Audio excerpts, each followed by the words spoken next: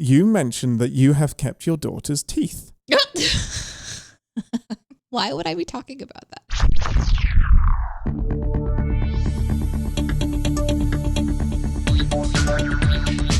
Captainspod, Stardate 2011-85.1. Welcome aboard the Starship's Enterprise, and thank you for joining us on our continuing voyages through the final frontier. I'm your Captain Ian Whittington, and with me as always, she's famous for her diction. It's Ambassador Deneé. I do have very impressive diction. Sometimes, yeah. What do you mean sometimes? What's your favourite word to pronounce? Okay, overpronounce. Overpronounce? Is a great word to pronounce. Anti-disestablishmentarianism. Thank you for asking. How are you this week, Ambassador? I'm good. I'm a little bit nervous about the show today because you know how last week I said that I had been spoiled? I've been meaning to bring that back up. What did you get spoiled on last week? Didn't come up, so it might be this week. So now I can't do anything. Wait, what? The thing that you got spoiled on wasn't from last week's episode? Last week. No, at all. Like nothing. What? I can't say you it can't because say. I know, and it's just really frustrating. That's really wild. Yeah, So I'm nervous because if it's not on today, every fucking episode. This is a nightmare. It's a nightmare. And You're being edged. I feel like if I say it out loud, I'm perpetuating the issue. Because what if it was just a trolling thing? What if somebody shared something that wasn't at all and I'm never going to see it and I can't participate at all? I thought you saw like promo material. Did you read a spoiler or did you see a spoiler? I saw a spoiler. So then that's going to be real then. That's something but maybe not. We live in a world of AI. Maybe somebody shared something and they made a thumbnail that was just a pretend thing. Actually, people are already doing that. They're like comping together RDJ as Dr. Doom in trailers and shit. I could be in that nightmare right now and I can't do the show. Maybe this isn't real. Well, I hesitate, but this week's episode we're going to be covering Through the Lens of Time, Strange New World, Season 3, Episode 5. Any predictions ignoring the thing that you've possibly may or may not have been spoiled on? I can't. There's going to be a telescope. Is that what you want from me? If that's your honest prediction, then yes, that is exactly what I want. Yeah, I don't know. It sucks. I feel like I'm paralyzed. That sucks. I hope it is this week. I do too, because if it's not, I'm really going to have to talk to somebody about it. I'll have to go to ChatGPT where that's safe. I can just go to ChatGPT and I can say, is this something that was actually a spoiler? And maybe they'll be able to answer it. Yeah.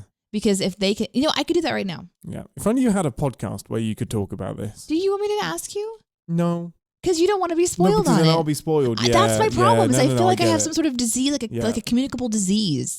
Anyway, I'm excited about the show as always, but I'm nervous because I don't know how to participate in the predictions part until this mystery of this thing that I saw is resolved, which it might not be for the entire fucking season. It may be like a season 4 spoiler. Oh my God, what if it was a season 4 spoiler? Oh no, I think I know what the spoiler is. What do we do? Does it begin with P? Yes, it begins with fucking P. Yeah, it begins with P. I know what the spoiler is. That's a spoiler? Season 4. God fucking damn it! I should have guessed this. I should have guessed. I know exactly what the spoiler is that you've been spoiled on.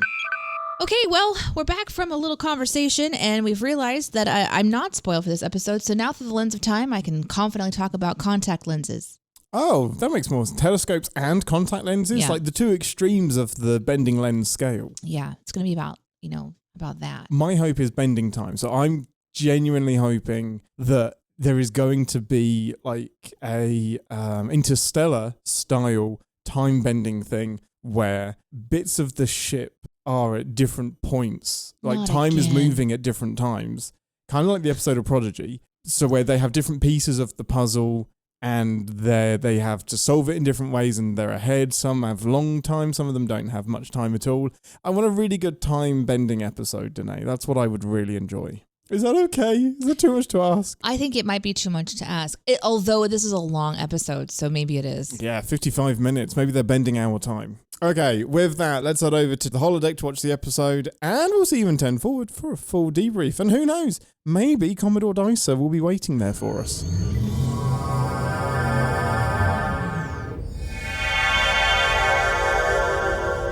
Welcome to 10 Forward, the part of the show where we grab something from the replicator and share our immediate thoughts and feelings on the episode we just watched together. But most important thing first, here's lines and skirts are getting shorter with every episode. It's Commodore Dicer! Captain, we're going to need a bigger landing party. How are you doing, Commodore?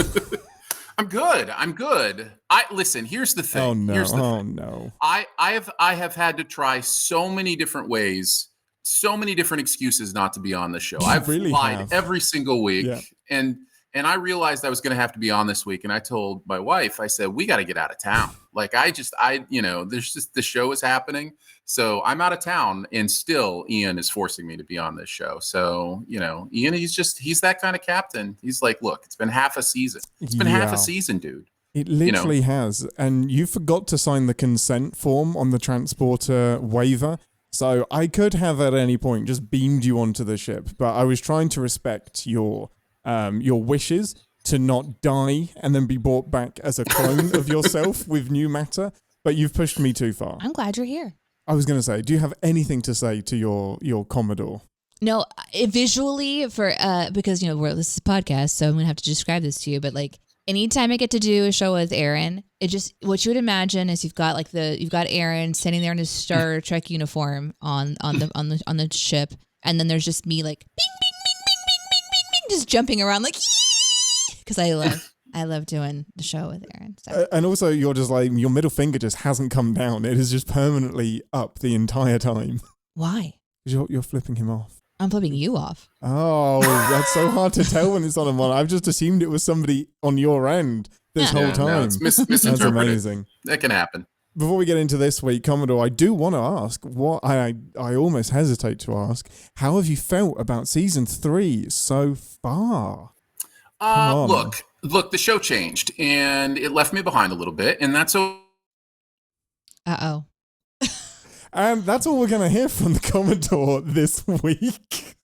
Oh my God. Yeah, it looks like there was an emergency beam out mid-sentence. I feel like his transporter clone may have stepped in. I'm going to try and reconstruct. He's stuck in the pattern cover. Look, that was unkind, Ian, to pretend like my internet went out right when I was starting to say how I haven't liked the show. That's just not okay. That's bad form. My elbow just leant on my captain's chair and just beamed you into... I don't know how you broke out of the transporter beam. That was weird. Unfortunately, that was probably real. So I may not be long for this world. But I will say, it's okay that they're doing the typical, every episode is about Spock and Chapel now. Every episode is about the thing that's, the Gorn that's still in, what's her name? So it takes a little bit for me away from the fun stuff we're getting when that stuff all has to be forced in there because we're doing typical TV. Mm-hmm. It's like strange. And the other thing is like strange new ? Worlds because we're just doing existing cliches. That's all we're doing this season. We're doing the zombie movie. We're doing the murder mystery. And this week we're doing Indiana Jones. And like it's just like how at some point do something really creative. Go to a strange new world that does something, that we haven't seen. But I will say, I like this cast. I really like hanging out with them, so it doesn't hurt so bad. Yeah, I think I have exactly the same complaints, but I'm just landing much higher up because my Star Trek filter is like, yeah, that's what Star Trek does.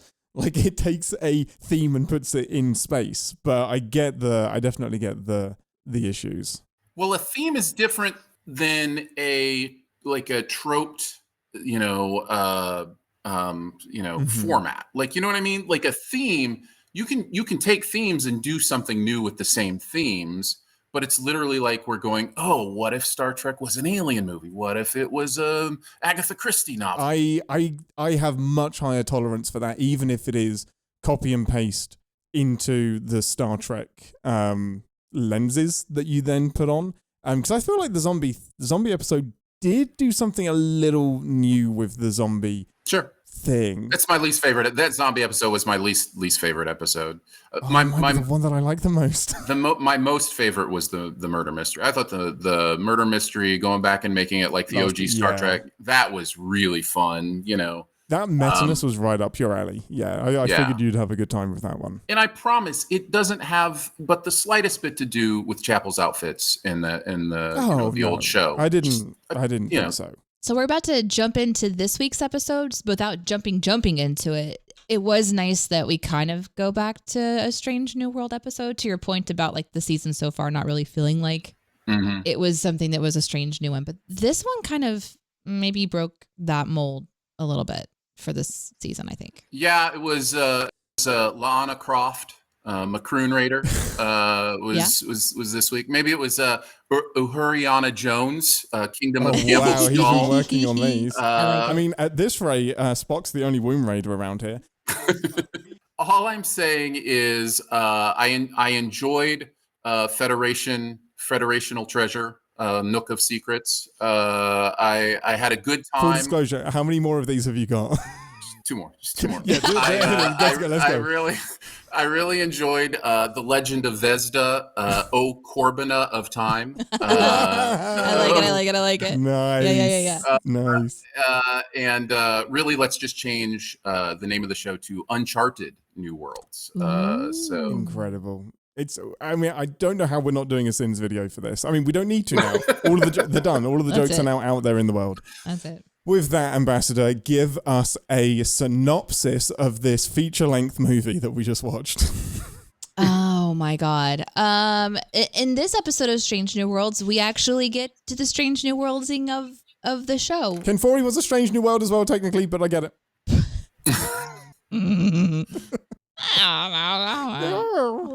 Let's see.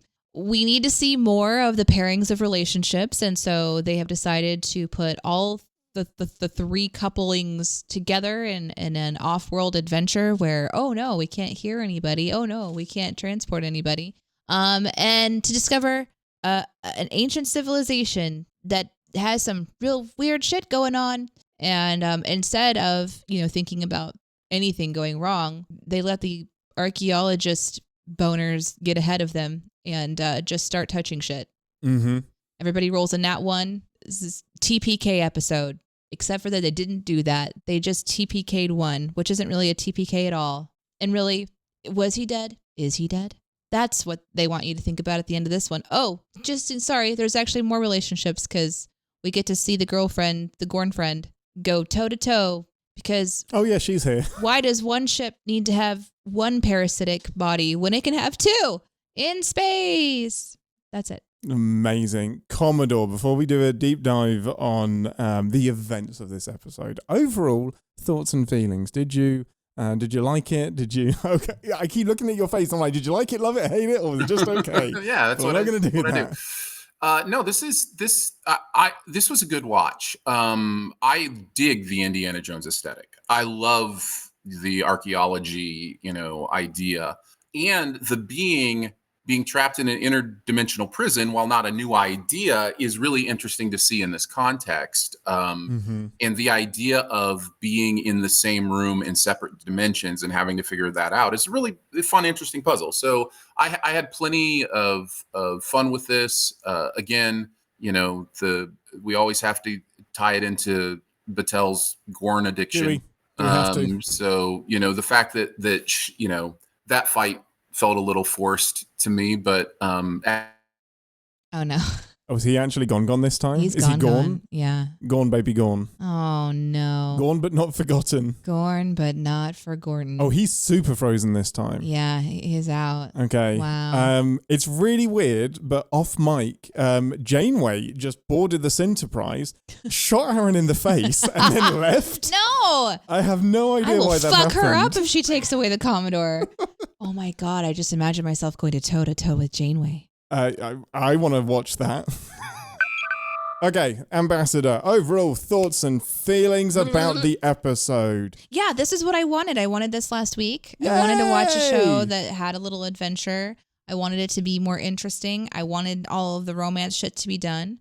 So wait, why do you like this week? We can't all get what we want every time. But I was glad to see that we did something a little bit more, kind of like unique. And I wanted to see a new alien. You almost had that. That was a new alien. No, it was. We didn't really see. I guess that could just be its form. I always imagine like the light beings, like they have some other form that's scarier. But maybe that's just it. It was the. Oh, the blue guy. Sorry. He wasn't. He was barely in the episode.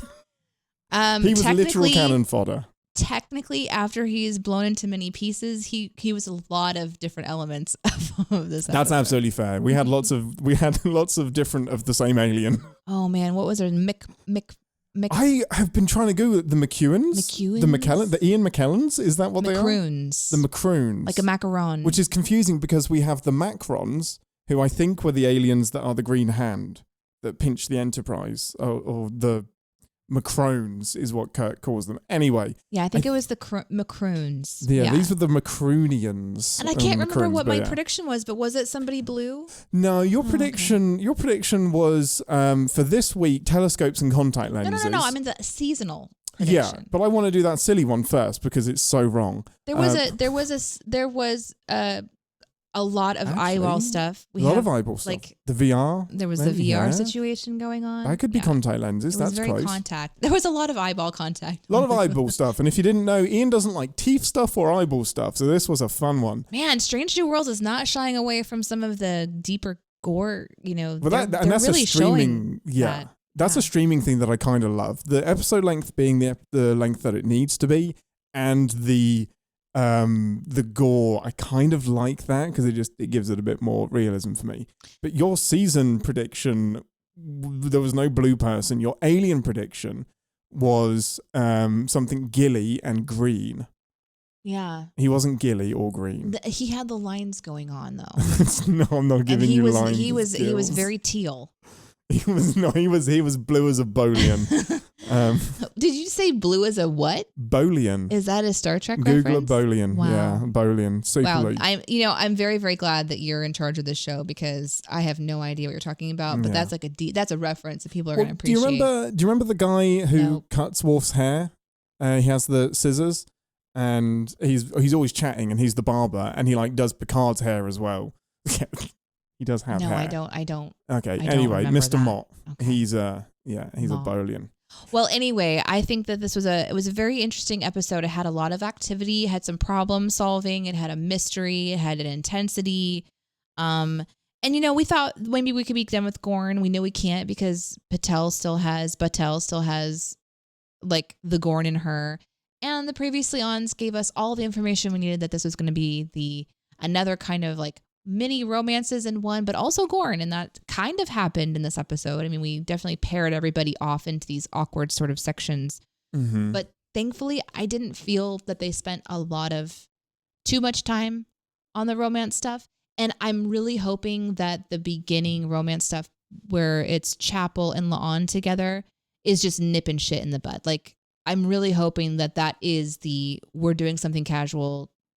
Let's not make this a big deal. Do you know what I mean? Yeah, the show is saying we're not trying to make this into a thing. And I hope that that's true. It just depends on how much they want to continue to talk about it or not. Well, yeah, exactly. I mean, they could do the TNG thing, which was vaguely acknowledge that Worf and Deanna were pursuing a relationship and then never address it pretty much ever again. I don't know if they can help themselves. The vibe that I'm getting, so overall, I really, really liked this episode. This is one I can see myself coming back to for the bottle episode-ness. Deneé just punches her mic. With my glasses. It's amazing. I can see myself coming back to it for the bottle episode-ness of it all and just being a fun alien architecture adventure. There's an episode of TNG called Contagion where they find this ancient technology and they figure out how it works, and it has like dimensional stuff going on. So it's the kind of TNG episode that I absolutely love. So I really, really enjoyed it. It's almost like the show and the writers have this withdrawal from modern TV being these overall arcs, and they are slowly, gradually weaning themselves off, but then falling off the wagon every now and again. So this is a sensible length 45-minute episode with 10 minutes of lip service to where are these relationships at? Won't it be weird if we don't address it? We can't just have these people turn up and not mention their shared relationship trauma. And I think if you cut that literally 10 minutes of that choice out, it's just a regular old episode. So it feels the epitome of tacked on to me because they barely address it throughout the rest of the episode. Spock and Barry, it's not Barry, Spock and Corby basically get along for the entire episode. Well, I think they're all choosing professional, which is a really a relief. I don't. Yeah, I'm completely on board with that. It just isn't very interesting now. No, it isn't interesting, and I hope that they don't keep doing it, because I think just acknowledging it a little bit. If we're going to jump kind of into it, just the relationship, get it out of the way so we can stop talking about it. Yeah, basically, because that's my the opening note. Yeah. The biggest frustration for me is Chapel, because without Chapel in this episode being awkward with La'an and Spock, I think it would have been a very normal sort of show. Spock doesn't feel awkward. La'an doesn't feel awkward until Chapel. She assumes Chapel is going to have some girl talk with her.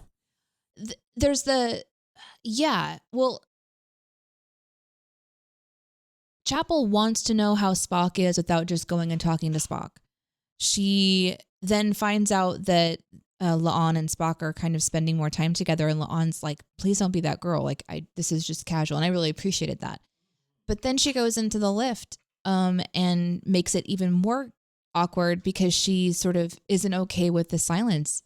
She has really upset Spock by coming back without any kind of notice, and he's just creating this distance, but the professional distance, and she doesn't let that stick, even though, and then there's this comment like, oh, us never talking when there's things to say, and it's just so goading. She just goads him into this, and it made me really disrespect her character. I don't respect her character as much. I'm heading that way. Yeah. Because it just seems very petty, and that's the kind, someone who's wanting to stir the pot and make somebody say something so that there's something to talk about when silence is an option. And that felt a little bit elementary and very immature. All things that could be done when you're not in uniform at work. Do you know what I mean? Oh, yeah, absolutely. If this is important enough, then have it off mic.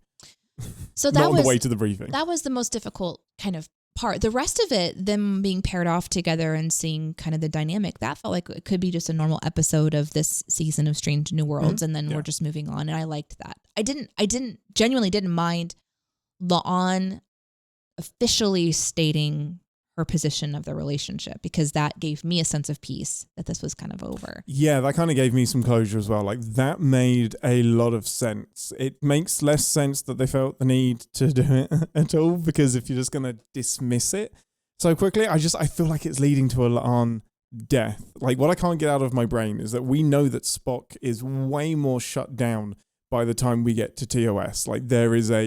He has a lot more walls up than the Ethan Peck Spock that we know now. So I just get this gut feeling that losing La'an is the thing that makes him shut down his humanity. And he's like, fuck that, I'm done. Mm-hmm. You're going to get a much more harsh version of me now. She could die. She could be Gorned. I mean, there's so much. That would track. So speaking of Gorn, this is another kind of Gorn-esque episode. So on the trail of parts of the storyline that we hoped wouldn't continue, we've got the romance. We've talked about that. We do have the Gorn in this one too. But were you okay with that? This is going to shock some people. I actually really loved it. I think if we hadn't had any mention of Gorn in the last few weeks, I think everybody would like this a little bit more, but I really like putting the convenience aside, which we both, you just came out and was like, oh, isn't that convenient that you have two possessed beings on the same ship that fucking know each other, of all of the meet cutes. If you put the convenience aside, I think that's really cool. The fact that there is this ancient beef between the, not the Nevada. The Macroon? No, the evil aliens. Well, isn't that what they are? No, the Macroonians are the ancestors of the blue people who were imprisoning the Vesda. The Vesda are the evil things that the Macroonians were trying to imprison. Oh boy, I am missing some information here. And I think we do need to get into that. How does it play into the Gorn, though? Yeah, so I think that way back in the day, because the Gorn go through these hibernation phases, so we don't know how old they are as a spacefaring species. So I think the idea is that the Gorn have interacted with the Vesda at some point, and there's this ancient beef between them. But a different species also had a beef with the Vesda because they're evil and tried to imprison all of them by the sounds of it. So I think it's just a fluke that this Vesda that's inside what's his name? Gamble. Geordie LaForge. No, inside of Gamble and the Gorn that's inside of Battelle met and had this species reaction to each other. That I really love. I think that's really cool. So, and the Gorn worked for you because then it was like ancient being versus ancient being both taking up bodies. Yeah, for me that was exciting because I was like, oh, there's some backstory here that we don't know. It's like when two characters just walk into a room and they recognize each other immediately and there's like some beef, and I like that because we end up skipping over like how do you do and the tension, like having a built-in tension there was really fun. So I like the idea that maybe in the future this is a way to team up with the Gorn against the Vesda if they escape. Released. Yeah, maybe that's how there is some kind of treaty between the Gorn and the Federation. So I know that my like show recap is oftentimes a bit silly, and then of course we had the Commodore buffering in and out. But the real interesting kind of aspect of this episode is this place that they go to. They 100%, they find an ancient city that has ancient knowledge or ancient abilities that need to be explored and looked into, and they kind of go into this very well. You heard the Commodore describe it. Temple of Doom sort of vibe where they have mysteries to solve, puzzles to figure out. But getting through all of that, which we can kind of go through in detail if you want to, I just need to, I'm a little confused. Yeah, and we're talking about Hit me. Vesps and Goons and Macroons, and I'm... Yep. So I'm going to call them the Gorn. I know that one by now. Yep. That one's... Then we've got the Macroons. The Macroons. And those are the bluish guild aliens. No gills, but yes. That are at the beginning. And then we have a third alien species, which are the essences trapped in the baubles. Yeah, the Vesda. Okay. And this is a prison for that race. No, I'm sorry. Backpedal. Backpedal. I don't think the way... Yeah, no, you're right. Continue. Okay, so we are... They haven't found some cool throne room or laboratory or something. They've actually found a prison. Mm-hmm. And this race have figured out how to embody other people and take them over. And so like a whoever parasite. imprisoned them discovered that in order to imprison them, they need to be dimensionally shifting in and out in order to contain them. Is that right? Yeah, the prison is a dimensional shift. So they found a way to capture them. Yeah. And then put them in this room and shift them to a dimension that they can't escape from. So there is a version of that room that can contain them. And I think the visor that Spock puts on is what allows anybody to see where they are. But because they aren't physically in any dimension, they can't escape. So I think there's some squiffy science going on. So I don't think they're in any one of the dimensions. Right. I think they're caught between many, many, many dimensions, which is why you need the visor to see them. So when they stumble upon this, there is a moment when one pops up and is like, want to high five Spock in the face. Yes. Can we talk about that for a sec? I know I apologize because I feel like, other podcasts, they might have their shit together and be like, and now we're going to go into the segment called blah, blah, blah. And I'm just like, I got to fucking... I'm just glad we have something to talk about. We just watched it. I'm still digesting a lot. So is the impression that you got that these things can float up and like just like their little pods or like little vehicles, and they just they can come up and go around wherever they want, but they've been stuck for an eternity here, and like one just looks up and sees Spock, and that's the strongest swimmer of the sperm bank, and it just like comes up, and then it like sees Spock, and it's about to sploosh him in the eye, but then Spock's weird Gorn connection kicks in, and is just like, fuck you, dude, and then that guy disappears? We don't know completely, but that's possible. Like the way I took it was that those beings are inside containment cells themselves, and Spock investigating it triggered one of them, it came up, but I don't I could be wrong, but I don't think it could have actually attacked Spock. Because they're not in the same dimension as him. He could only see them because of the lenses. Okay, but so he was never in danger of getting gored like what it did the other guy. Yeah, but what it did was trigger that telepathic imprint that the Gorn left behind. The protection element. From the attack protect thing. Yeah. So because he did the mind meld with Batel, that's left a Gorn imprint. That kicked up with this...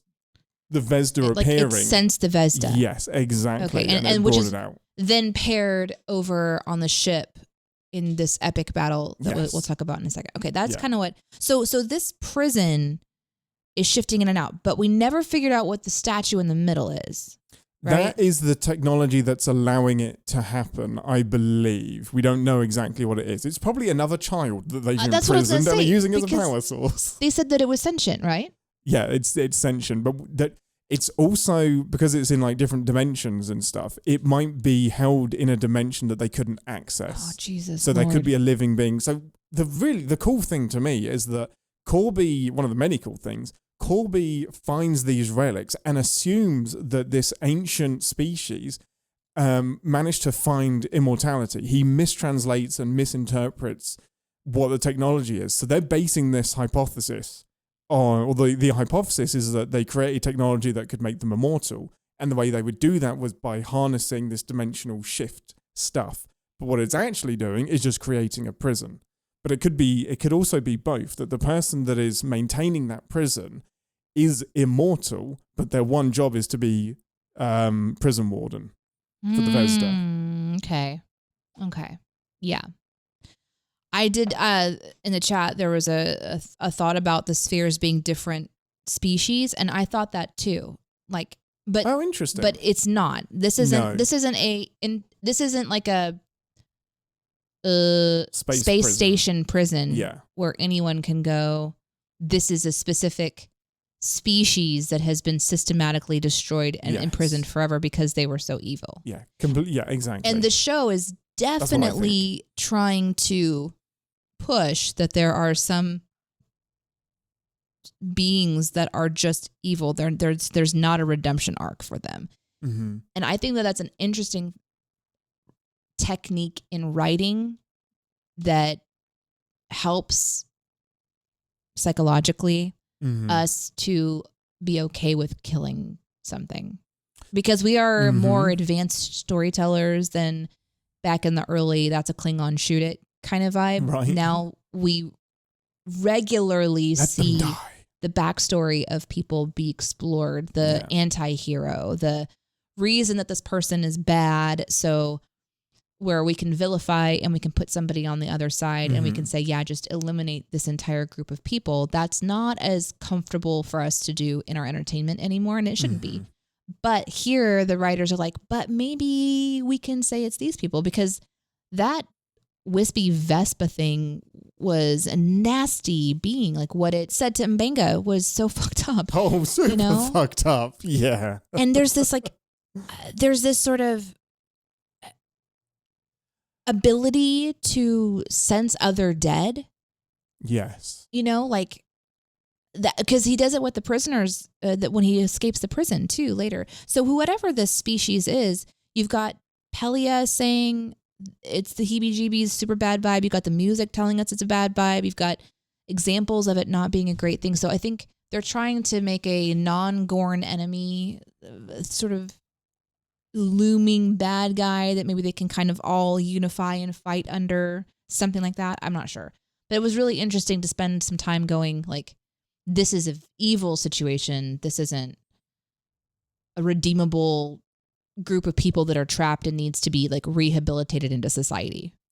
Well, and that's the start of the journey for me historically in Star Trek, and it's the scariest bit, it's the most dramatic bit, but where it gets more interesting for me is when you find that species is more complicated. So the Borg are a good example for me, where they are terrifying, great villain. The first episode we see them in, all they want to do is kill the ship or assimilate it, and that continues on. it's not until like Voyager that we find out their methods are horrible, but they're in pursuit of perfection. So it's not necessarily that they're evil. The things they do might seem evil by our standards, but they have a goal that culturally makes sense to them. So I get way more interested when we find out if they're just evil. Like Pike is right. It is a matter of perspective. Like why are they evil? Why are they possessing people? A great comment just came up in the chat. Were they evil or are they evil now because they've been imprisoned? Like, were they imprisoned to be used as an energy source and have now become fuck you to the entire universe? Like, I get way more interested when we know more about them. And I actually hope it's not just they are a skin of evil that just floats around the universe. And the idea, too, there's that one that was picked up by Bobby No Eyes. Yep, Gamble. Mm-hmm. I knew there was a B in there. Mm-hmm, you got it. I felt it deep inside. Yeah. You do know that there are 2 fewer eyes in there. Yeah. Ugh. So when he scoops up the orb and it lights up, and the idea later is that something broke out of it. This idea that they do have the ability to break free. Yeah. I don't know why it could suddenly do that. Not clear on that either. Because it had been there for centuries. Did it have to be touched by a physical thing that was living to activate? Like, these are the questions that we will always have if this show never revisits it. And I think that's what I'm feeling as we're talking about it, is this episode left a lot of mystery on the table because it didn't answer a bunch of questions about this thing. It's just we're going to set up a containment unit. Yeah, we're going to unify with the McCoys, the Hatfields and the McCoys, and we're going to make sure that nobody just stumbles upon this prison in the future, and hope that they never show up again. But there's just still so many questions. There's so many questions about how this works. And I think it's clearly setting something up. We have the last shot of the computer just visually telling us that it scanned the Vesda presence detected, instead of an audio alert that's like, hey, Mbenga, drop the fucking phone. But it's just that classic cliche of like the flash of text on the screen. So we know this is going somewhere. Like I said, I wouldn't be surprised if these aliens link into species that we already know. I don't know, but Strange New Worlds loves to, and Discovery has loved to answer questions set up in the 60s and the 80s by TOS TNG particularly. So it wouldn't surprise me if it ties into one of those. It's definitely not the last we've seen of the Vesda. I just hope they can... what I hope for is that this maybe isn't revisited until season 4 or something like that. Like, it isn't an arc that keeps reappearing like the Gorn. I hope this is just... it's still there. Don't forget about this, but it doesn't then dominate the rest of the season.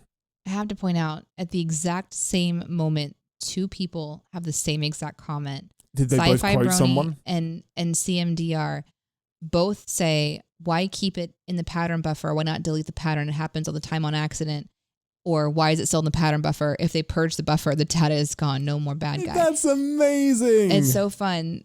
We're always talking about how signals degrade and patterns degrade if they're held in the buffer for too long. So just let it degrade in there.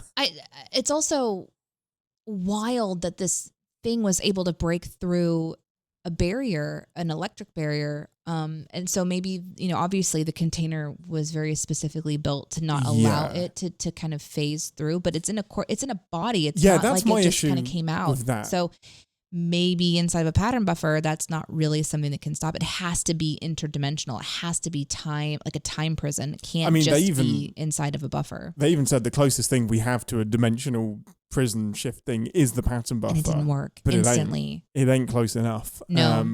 I wonder what they'll do with it. Obviously, I think this is going to link into Captain Batel saving the day, because she's going to be able to sniff, and Spock as well, sniff it out, if it's going from being to being. Did you on Spock? Yeah, he said he doesn't remember getting that injury. They didn't resolve that, did they? No, I couldn't tell if it was something like in his body that was sort of like coming out, if his blood was changing, if it was a bruise. I wasn't entirely sure why he had the discoloration going on. This is definitely episode to watch twice, I think. this is maybe the first time I've wanted to watch it twice. And I know like Commodore Dicer really enjoyed the murder mystery, and that would be one to maybe watch again twice because there's so much there. Yeah. But this is one where you're thinking, I think I missed something. Like you're talking about at the very end where he appears into the computer system, and I couldn't tell what was on the screen. It would, as far as I could see, it was just scanning it. So I think it's now in the guts of I think it's migrated from the from the transporter buffer into the computer systems. Okay. Is what I'm thinking. And I'm just being updated by the live chat, and I think I'm just going to leave this in. The cut was resolved because he cuts his hand later, and it's a reverse cause and effect thing. So he cuts himself, but the injury appears earlier. When did he cut himself? Towards the end of the episode. That's when he figures out that cause and effect is reversed, but we both switched. We both missed it. So, what I thought it was related to the Gorn situation, because when the Gorn kind of like pops out of his consciousness and is repelling the presence of this other being, I thought maybe that was a sign that he is Gorning. You know what I mean? Like, no, yeah. So to know that there's a cut and he's not, that actually brings me a sense of peace. Yeah, a cut that hasn't happened yet. Yeah, so, I wouldn't have known that. Thank you. Thank you, live chat, for saving our butts. Okay, but he cut himself under the captured kid statue. Oh, thanks, Mark. Yes. Yeah. Okay. Yes, I do remember him reaching underneath there now. That makes sense. Yes, under the panel. Thank you, guys. That clears that part up. That was one of the lingering, like, what the fuck is going on here moments. Right. Yeah, completely agree. But yeah, so I think those are the two big things that like we kind of hope weren't coming back, and they aren't necessarily coming back for the wrong reasons. I do find, like you, Ian, the Gorn part of this mystery interesting. Mm-hmm. And now that we kind of established the base of all of the alien stuff, can we shift over into the puzzle of like this place? Like, what did you think about like the space that they were in, the actual building, the rooms, the timey-wimey stuff? Like, did that work for you? Well, interestingly, my prediction was to have a kind of interstellar type thing where they're in different time zones. You did. Figuring out different puzzles and working together. You did. And I kind of got that. Yeah, it's not time, it's just planes of existence. It is a trope, but it's a trope for a reason. It's so fun. Like, it is so fun to push the crew into different dimensions, have them solve the puzzle together. The puzzle itself, other than the cause and effect thing, which is fun and great, they did very little with it other than an Indiana Jones homage, obviously, with the invisible bridge. The rest of the puzzle and the pieces did very little for me. I think overall, it's a beautiful set. I love the design. I love the frozen in time creature thing that they had. Yeah, that was really cool looking. I love the foundational bricks of everything here, but the mystery didn't deliver for me and has some like pretty fundamental holes inside of it. I wish we could have done more with them being in different dimensions and more with the cause and effect thing. Like you can have cause and effect. The episode of TNG of that title does so much fun with cause and effect and leaving clues for each other. If they figure out that cause and effect thing earlier, you really can do this cool looping thing where you end up helping your past selves without realizing. And it doesn't do that for me. No. I don't know. The mystery was a bit of a letdown for me. Yeah, they kind of spent more time trying to argue about why they should or shouldn't be there at all instead of getting into it. But then also, like at the end, when all the pieces kind of work together, you sort of know they're going to do something. And it was very convenient that all the pieces were there at the same time, including the ones that the centuries ago somebody kind of dropped off. Like, but Chapel and the Dr. Lubbins. Who? Corby? Mm-hmm. Corby. Dr. McLubbins. Yeah, there we go. He, they had, I think the idea was that they had seen different clues that sort of led them to believe that there was a place where it all came together and it originated from. Is that the fourth species that we don't know a lot about? The ones that ended up trapping the Vesper folks? This happened so long ago that the blue aliens, the Macroon, the Ian McKellans, have no idea. They have like stories and suspicions, but it seems like there is an ancient species that they are the descendants of. They're the ones that have the advanced technology and trapped the Zebedees. So the idea is that the Macroons are the ones who trapped the Vespers. No, an ancient ancestor of theirs. Could be the same, but it seems to be they're an offshoot. Their lineage. Centuries old lineage. Maybe millennia before. They share the same planet. Could be a different species. Okay. And maybe the people that were there, this is my theory, the ones that were in the room that had like starved, they were delivering another prisoner. I think and so that's why they had the materials with them. Yeah, I think there's a chance that they were destined to be locked in there.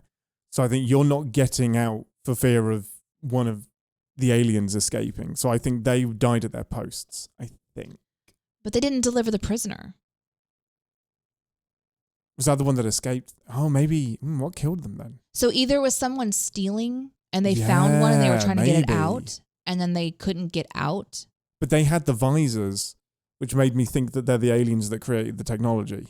Because doesn't Spock pick a visor from one of their bodies? Yes, he does. Yeah. So I thought they were the aliens that created the technology. Yeah, me too. But I like the thieving idea. Well, there was a mention of them potentially stealing some relics or something like that. But I was very confused. Well, that would also explain why that one alien escapes and attacks Gamble, because maybe its integrity field was weakened during that theft or escape attempt. It could be. But they didn't make it out because why? Oh, because they couldn't solve the puzzle. And the puzzle was they had to walk over empty space?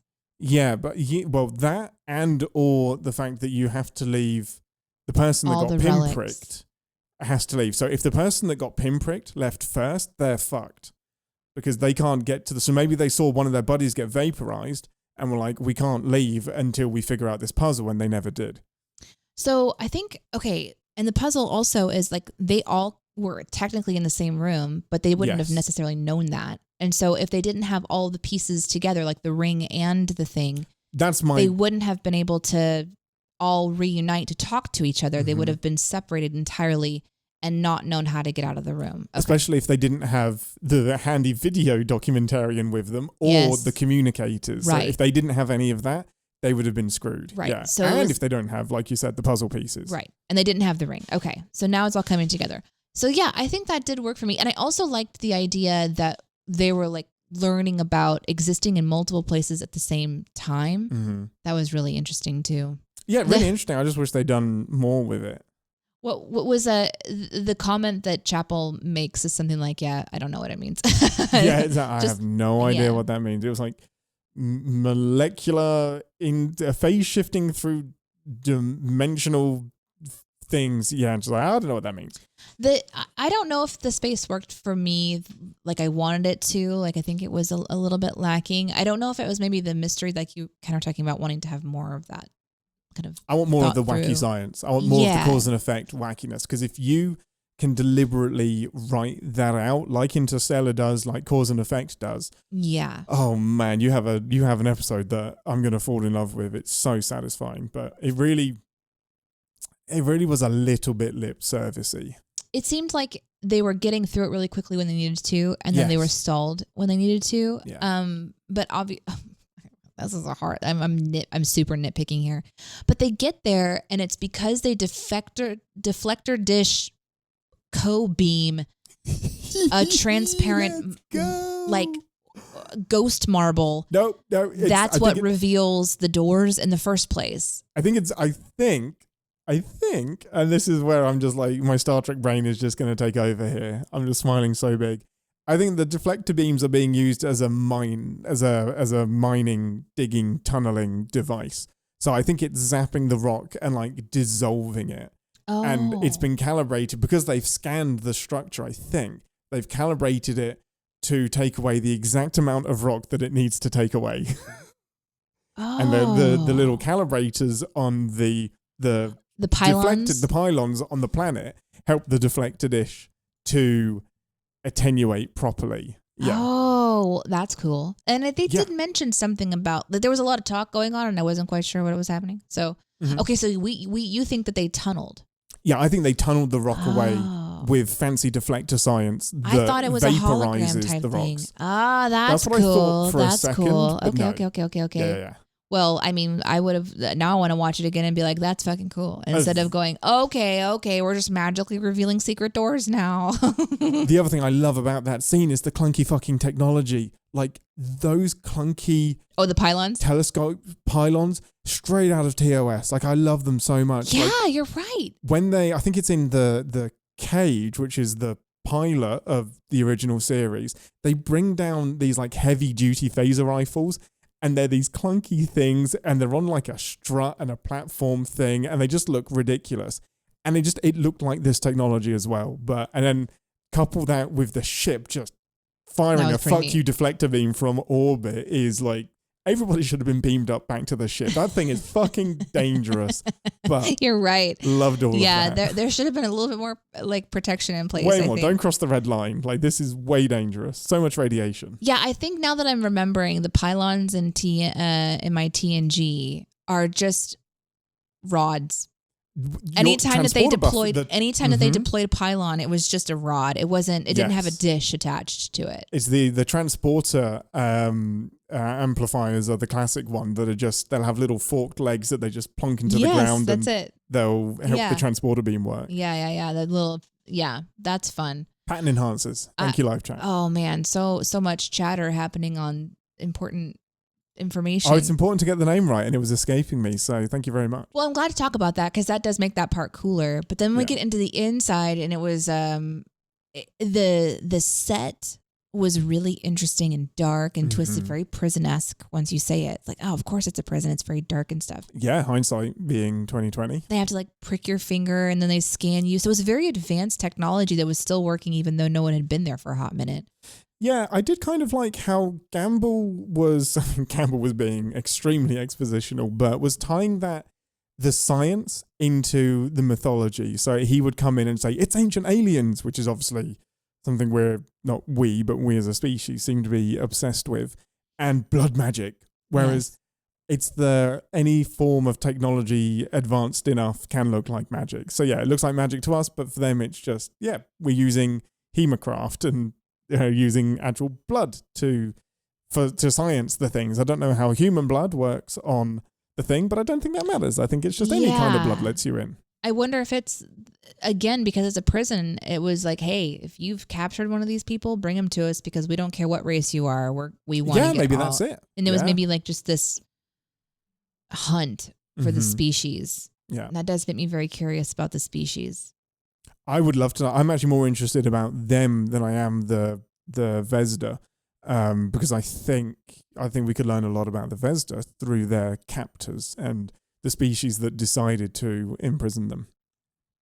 It really was an episode of Stop Touching Things, though, right?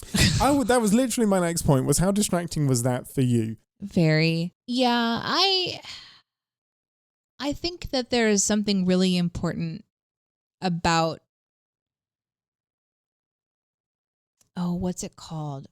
Someone's drive. Like when they're motivation, blinded by the discovery. They're blinded by, I've been looking into this for so long. I can't stop myself from pressing forward dangerously because the lust for the answer. And I did pick that up from their conversations. I felt like the camera really watched Chapel and McLubbins, Doc Lubbins pretty well. You could really see the conflict of the desire to acquire versus the safety of the crew. And we got to feel the tension of that, obviously, when she talks to Spock. But so I think why they would be, I guess, a little bit stupid with some of the things that they're touching. I don't understand why little Geordie LaForge did what he did. I can't imagine, yes, it's your first away mission, but I can't imagine that you would, as a person who studies medicine, touch anything that has been on a dead being for centuries that could have, like, you didn't even scan it first. Yeah, there's a lot of, and some of these tropes have been embedded into pop culture by Star Trek. Like, don't touch anything on an away mission. Wear your spacesuits. Doesn't make for great TV, but you should all be in spacesuits for this. that would have absolutely protected him from an eyeball gouging. So they observe every single trope and ignore them. Like the danger is brought to Spock's attention, and he dismisses it and carries on. The obsession, like you said, has got to be followed, and I guess they're staying just within the parameters of safety. But it loses me a bit when they see that Blue Man got vaporized for leaving. Spock figures out, we have to stick with Chapel. What's the very next thing they do? They decide to go in 2 by 2 instead of a group of 6.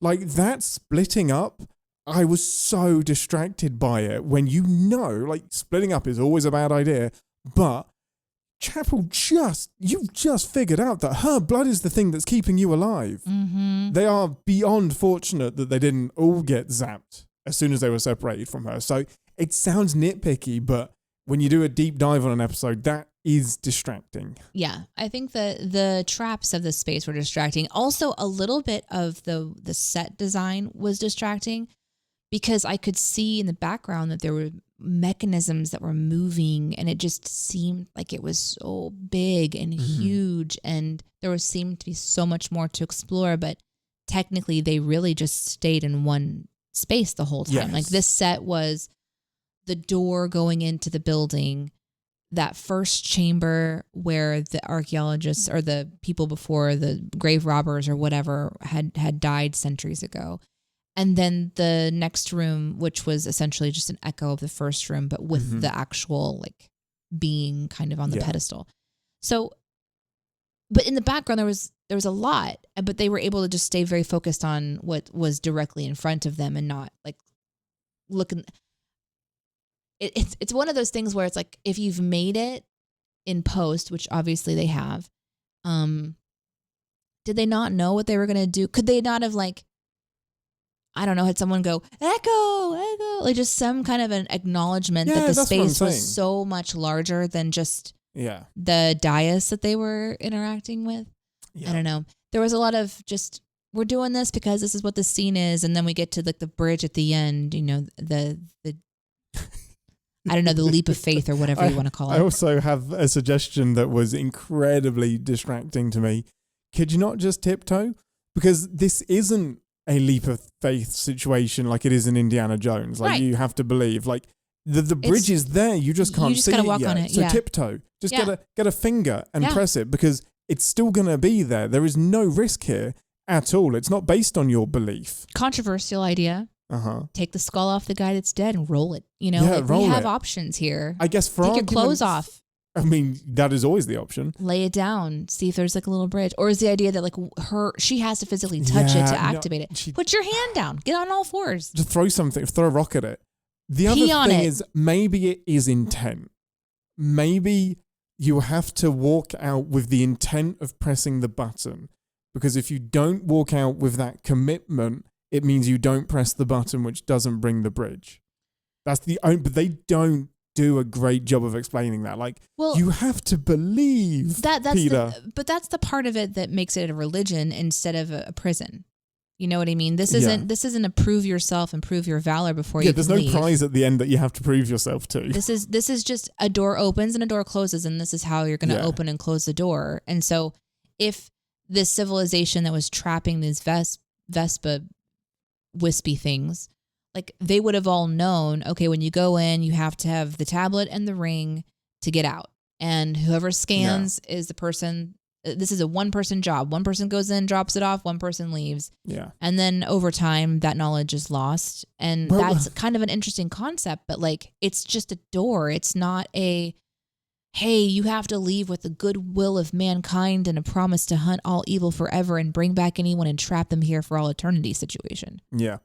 And the most wild part of all of that for me is all of the different parts have ended up on different planets. Yes. So what if he hadn't got all of them? They are screwed. If he doesn't have all of the parts 100%. Or there's another part missing. That's exactly right. And that does spoil the mystery for me. Like that, there is more chance in this than there is skill. And the skill that's there are huge leaps. So huge. as we get to the end of this episode, as we say pretty much every week, this is very raw. Like, this is raw feeling straight off of the back of it. I like this episode superficially. I'm going to have to stop myself from digging much deeper if I ever come to rewatch it. Yeah, that's a good point, because just like last week, I kind of checked out a bit, it does. It's kind of at some point you're going, this is going to solve itself. Let's just, move on. I don't need to see how they're going to do it anymore because it doesn't really need to be anything more than they just figure out a way to walk out the door and leave. A great example of what I'm thinking of, to your point, Deneé, is another TNG episode will always have Paris. This might be the most episodes of TNG I've mentioned in one episode. It's really the best of both worlds. But in Will Always Have Paris, there is this time shenanigan thing that happens, and there are, I think, 6 different datas all in a line. And all of them can talk to each other, and he has to put this rod into place at the right time. And he's talking to himself, and he's just like, which one of us is the one that has to do it?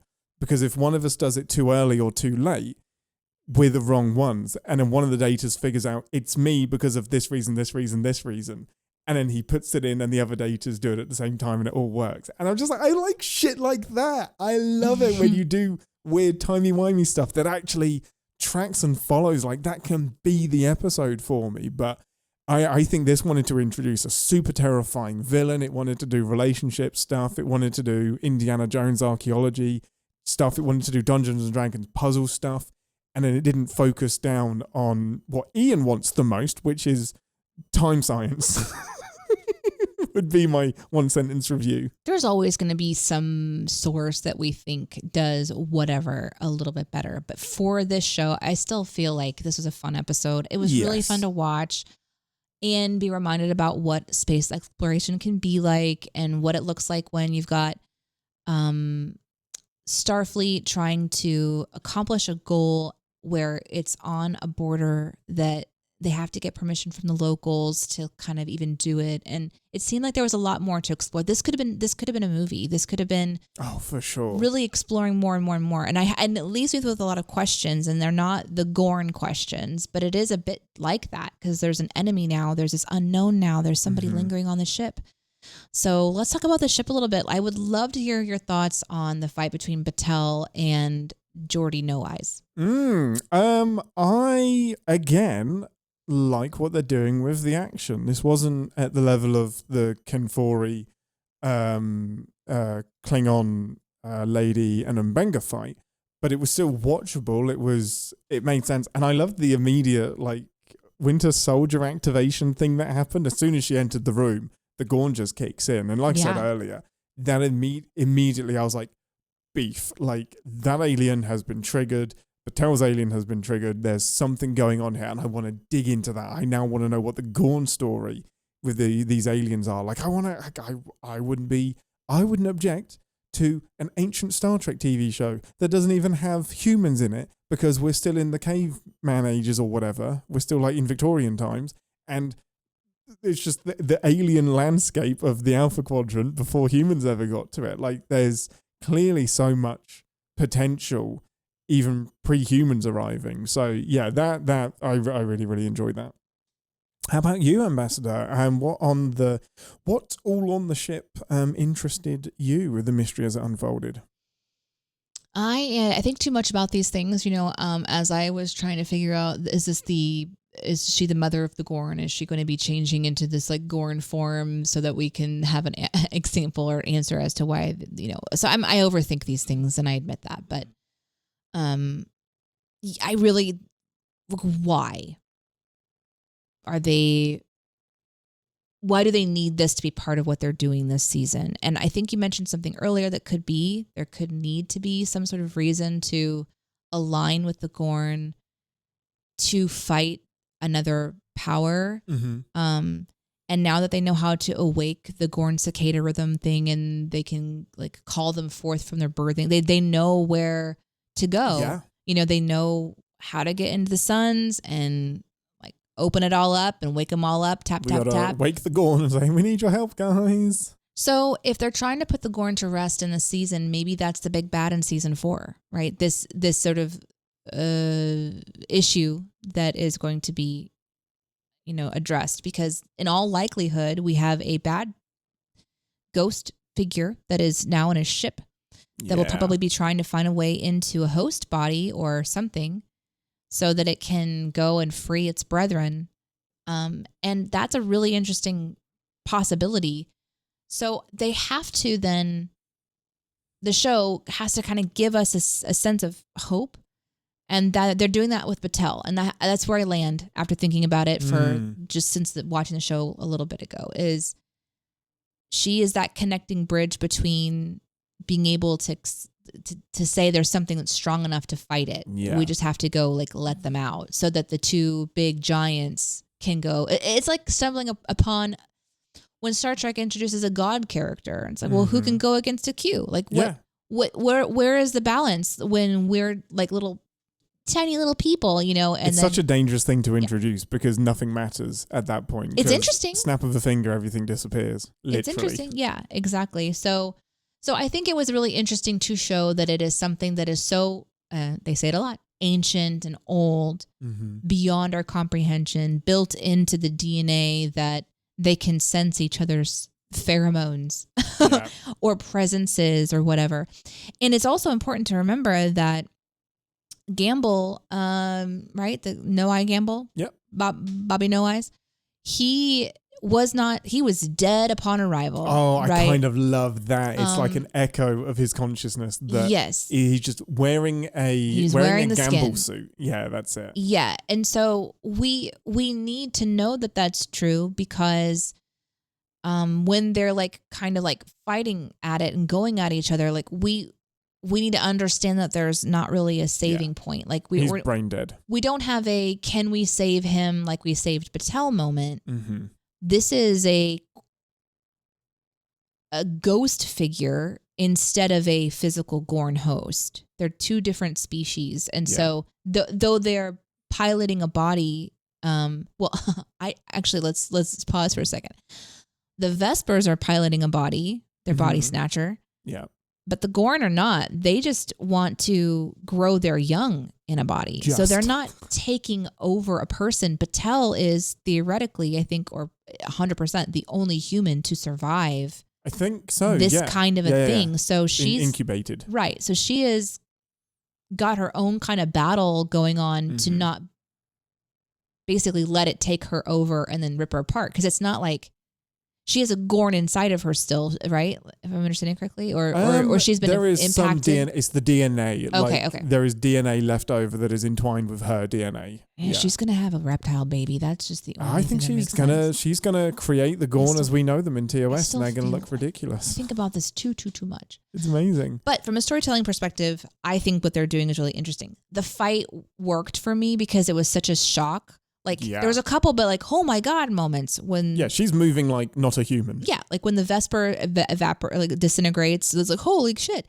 When the eyeballs are gone, oh my God. And then all of a sudden, they're just trying to kill each other. Yeah. I personally liked it because I like to see a woman fucking go to battle. She had him on the ropes. Yeah, that was fun. Love that. I really liked absolutely love it.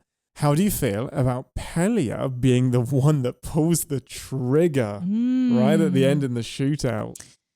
The hostage situation. It needed to happen, and I don't think Mbenga can take much more. Well, I think for me, when you say Pelia, she is so quirky and interesting, and there she gives this massive speech at the end that's incredibly dramatic, and then she's asked the cameraman, "Do you want me to repeat that? Were you getting that on film?" So I'm like, wait, is she seriously talking about a great evil, or was that all for show? And I think she's just okay with fucking with people and killing people, although that wasn't a person. That was it was a decision that needed to be made. So I don't know. I think it gives her some depth that I feel like that character kind of needs. That she's been around a long time. She knows a lot. She can kind of both fuck something up and make a hard decision. She can teach, and she can also, be dramatic and stupid with her little speech that she was doing. I was like, wow, they're really laying it on thick. And then she turns to the camera guy and I'm like, oh, okay. So this was her humor, right?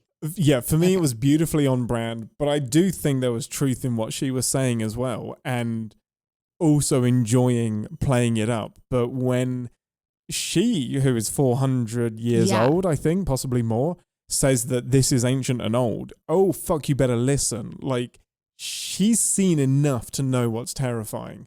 So yeah, I think her incorporation into this episode was great, because we would have been like, hey, why don't you just ask Pelia?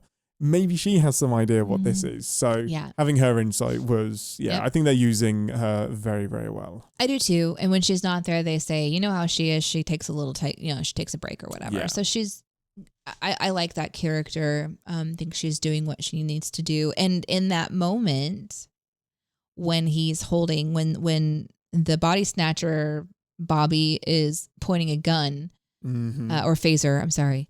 Thank you. At the trio, we've got, wasn't it Kirk, Scotty? Was that Kirk and Scotty and Pelia? It was, you've broken my brain. Yes. Okay. It was Kirk's brother, Kirk. Oh, Kirk's brother. That's not James Kirk. That is. Okay. That's brother Kirk. God damn it. What's his name? It's not Gary. Mustache Kirk. Mustache Kirk. Someone's going to say it in the live chat. I want to get there first. It's Billy Bob Kirk. It's Sam Kirk. Sam okay, Kirk. Okay. So that's right. Thank you. Okay. Chat. And you're like, okay, I don't think they're going to do that. I don't think this is when he dies. But Pelia was up on the block for me going, if there's a character that's about to be gone, it's this one. And so not yet. That showdown was very, very interesting. And also thank you to the live chat for reminding Pelia is 2,500 years old, not 400. And that gives her even more credential for she's 100%. Never seen anything this old before. So it's very, very old. She's old. She's fucking old, which is amazing. I love it. Something I did want to bring up super duper quickly is that you obviously do not know this, but it is interesting to me that Corby's obsession with immortality ties into what we know about his character in the original series and where he ends up. So I did just want to say, for those of you who know those things, for those of you that know, so I do just want to say I appreciate that we are seeing the seeds of that obsession start here, and it's a nice way to inform where he ends up. Like, if you're going to bring back an original series character and give them some depth, this feels very true to that. So I just appreciated that. There you go. Anything else before we do some emails? Oh, pips. How many pips? Man, I think I'm going to go 3.5, but I think like I'm really struggling to give it 4. So I'll do 3.5. Yeah, I'm going to go 3, which is on track with my entire season, to be honest. It's a 3. If you get the extra time elements for me, cut the relationship stuff, it's a 4 for me, and it's a classic TNG era type of, TOS era type of Star Trek for me. That is always my benchmark. What I am, me personally, as a fan, and why I love Star Trek so much is TNG. So if I can recapture any TNG in 2025, then I am an absolute easy mark. And this got a good chunk of the way there. And I think this season's getting closer to it than any other modern Star Trek that I've seen so far. So yeah, 3.5 for me. Yeah. And we didn't really talk too much about Uhura in this one. I just, before we go on, you said, is there anything else? Yeah, absolutely. I really enjoyed her, and I think she should have had more to do. Her and Una tragically wasted. Like, I want more Uhura, Una episodes, please. And thank you right now. I love, like, after that revelation about La'an's, like, arc, I really am enjoying her, which makes me scared.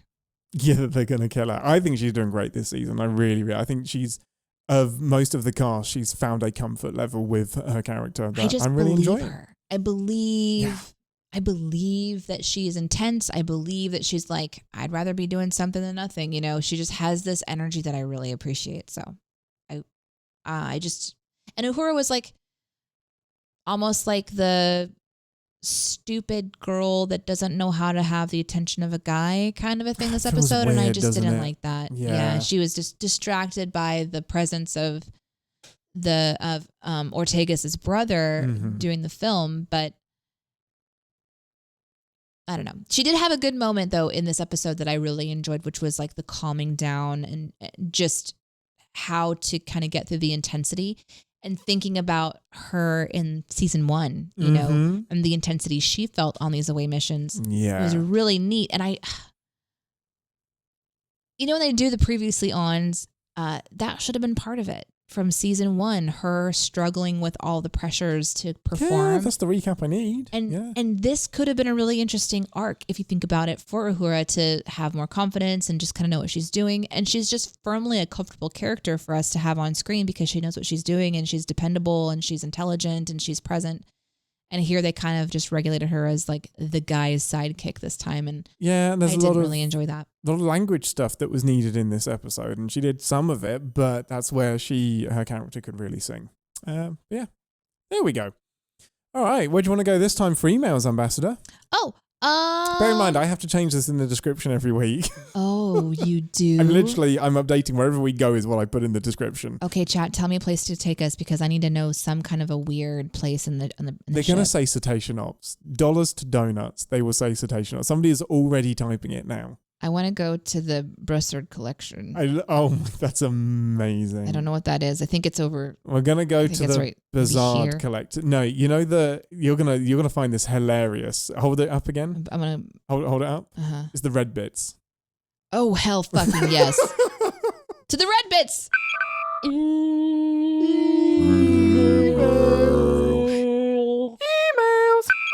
Okay, hailing frequencies open, everyone. It's time for us to read your messages from Discord, Twitch, and, well, email, and sometimes YouTube. It's very red in here. We have a message from Mrs. Zero on the Discord, who tagged you specifically, Deneé, at Deneé. Hey, on Voyager Year of Hell Part 2, the episode that we covered, you mentioned that you have kept your daughter's teeth. Why would I be talking about that?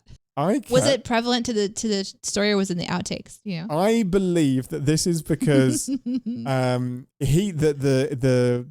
commander of the time ship that was trying to rescue his wife kept the hair of his wife. Yes, that's right. Yes, and he had to let it go. There we go. That's right. Oh God, what is this question going to be? Mrs. Zero is the wife of Josh Zero, who's also on the Discords and regular listener.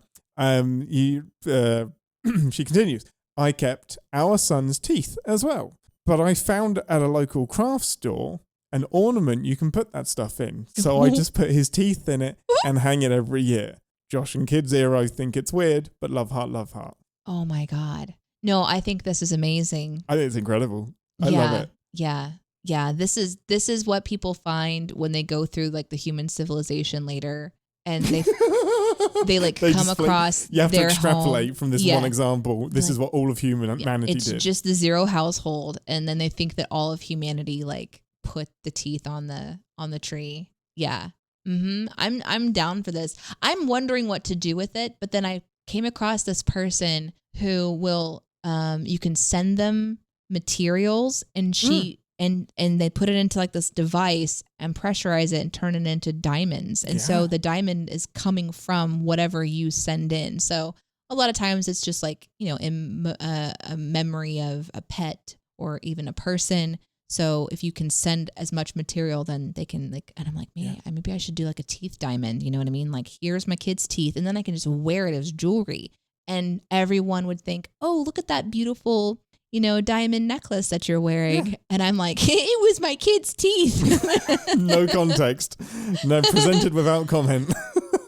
Oh my gosh. Oh my gosh. Do you have anything, Ambassador? This one's from Flyboy. It's for Chris Myers. He's used minimal screen time scattered over a few episodes to give us a fleshed out admiral and likable character. And he also nails the Vesda in this one. Is that the person that played the alien? No, that's Gamble, I believe. Because he was Gamble. He was acting out as the bad guy. Yeah, he was the Vesda. That was so cool. You're right. I think he did great. Yeah. Yeah, completely agree. Really, really sad to see him go. But I have to say, at the top of the show, who did I ask was going to be dead on this one? You nailed it. You nailed it. Oh, no, I did. No, yeah, you asked me. And in the episode, I was like, well, we got an opening log from him. He seemed to like saying the word Enterprise. He is dead. He's gone. Yeah. Telegraphed that one maybe a little bit too much. Got an got a message on multiple Discord channels from Daniel, who, and I love this observation, we questioned last week where the bartender was, 3-armed bartender. Yeah. In last week's episode. 3-armed bartender was the eyeball person on the TV show. So, there was an alien on the screen that was holding her own eyeballs. Yeah. That's the same actor that plays the bartender with 3 arms. That's so funny. Of course it was. Like, that just makes so much sense now. I totally missed that. Totally missed it. Love that. Which is on the show for not making that more obvious. Yeah. This one's from Mark. Moopsy versus Ancient Evil versus Captain Gorn hybrid. Oh, man. I mean, Moopsy. Well, no, because I think once the bones are gone, the Vesda now can't eat Vesda. Possess Moopsy. Yeah. So I think we just made Moopsy even more fucking deadly. Yeah. Fuck. Yeah. Shit. It's like a Vesda Moops. Moopster? Voopsy. Amazing. I'm going to do a couple of pip rankings. Flyboys pips for 3.5 pips. Some of my favourite Star Trek episodes are what I call the what the hell is happening here episodes. And this is a good one. 0.5 pip off was for the high school drama. Yeah, completely agree with that. And Sci-Fi Brony says 3.5 out of 4 as well. Hated this episode had any relationship and Gorn stuff, but the alien stuff both on the ship and on the planet was super fun and cool. Completely agree. If only they could do everything the way we wanted them to do it and shed all of the relationship shit. But there we go. There we go. Anything else, Ambassador, before we wrap this shit up? Yeah, this one's from Phil, who says, think it's funny for a Vulcan that in the future will transfer his consciousness to a human, which is Bones. Talks about consciousness surviving after death in this one. That's an excellent point, because at this point they know about, or Vulcans absolutely know about Katras and how the idea is that a Vulcan never really dies. Their consciousness is uploaded to this holy place on Vulcan so that their memories and experiences can be preserved in that sense. So it's interesting that Ethan Peck's Spock is so objectionable to that idea. Yeah, that's a really, really good point. Really good point. Probably very purposeful as well. I think we're seeing the young Spock. So as he ages and has more experience, maybe it becomes like he'll have more experiences and more examples of consciousness shifting and everything. This one was from Sci-Fi Brony. When Captain Patel says exterminate him, is she not Gorn but a Khaled? And I didn't understand this one, so I wondered if you would think that was interesting. Well, a Khaled is the Daleks from Doctor Who? Oh, uh-huh. The aliens that are inside the Daleks are Khaleds. So Khaleds this is a crossover Daleks. joke. This is a crossover I get joke. you. Yeah. Okay. Love it. Nice one. CMDR Smith says, away team rules. Step 1, scan it. Step 2, pick it up with tongs. Yeah. Step 3, consider touching it. Step 4, dismiss idea of touching it and put it in a container. So true. All while wearing like multiple layers of spacesuits as well. Amazing. So good. Okay. Well, next week's episode, Ambassador, I am possibly more excited for this episode than any other because of potentially what it implies might be happening. It is the Sehlat who ate its tail. Do you remember what a Sehlat is?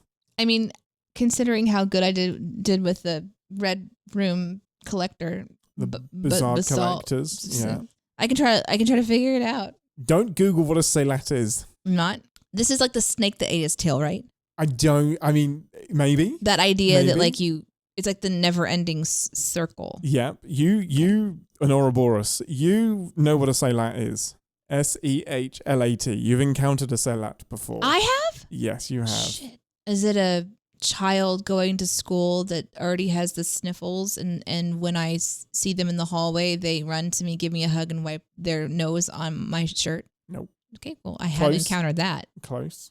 Oh, is it a cat? It's not a cat. Oh. It is, it could be related to a cat thematically. Okay, thematically related to a cat, but it eats its own tail. A dragon? They're like kitties, but with scales. Not a dragon. But closer than a cat. Closer than, because some ways. Because lizardy is very lizardy. It looks more like a dragon, but acts more like a cat. Okay, I'm done with this idea, but I'm just glad it's not a Gorn. You've got an entire week to figure it out, Ambassador. Anything you want to plug before we sign off? No, just a reminder that for Captain's Pod podcast listeners, nothing is going to change for you as we shift away from the Cinemasins podcast network and go off on our very own.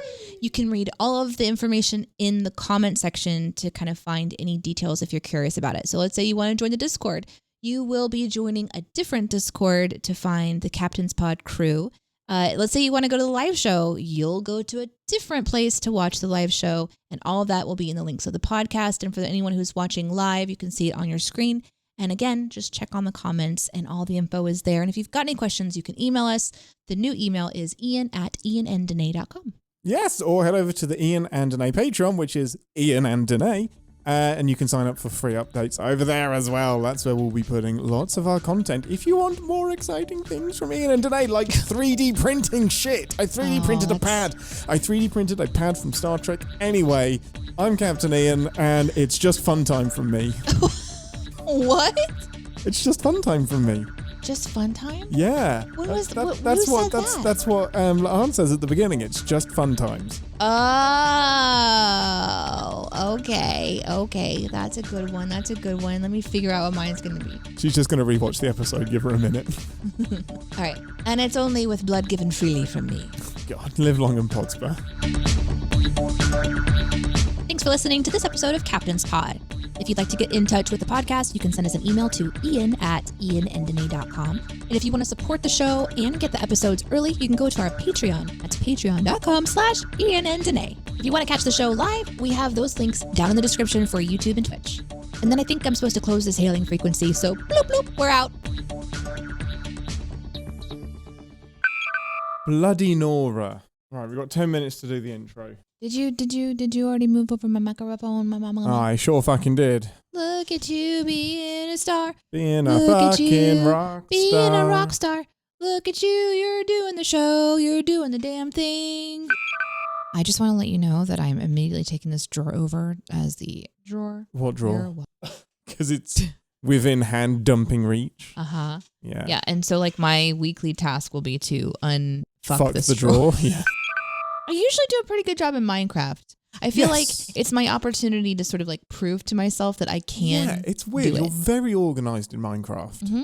Yeah, it's a fresh start. It's like I want to do well. I want to prove to myself that I can go back and finish those deeply frustrating organizational projects that are debilitating. But I also know it's just a digital world and I can just delete it and it's not a big deal, you know? That's true. But when in the my real stakes life, are lower, it makes it easier. Yeah, I get that.